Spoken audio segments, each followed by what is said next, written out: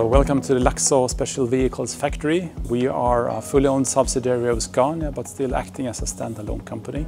We produce here the crew cabs for the fire application and also the low entry cab for waste handling and urban application. We are 180 employees, where 13% are women, quite many within the assembly area.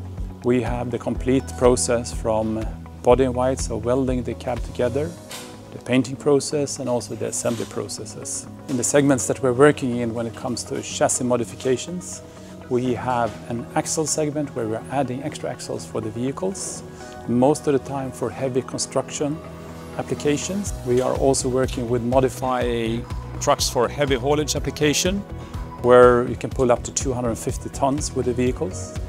We are also active within the electrification area, where we are modifying the location of the batteries to make sure that it fits for the body build, and that will be done later. We have from this factory also been involved in preparing and finalizing the vehicles for the e-highway tests that have been performed in both Germany and in Sweden. And the electrification area is an area where we see in the future that we will have more work to do.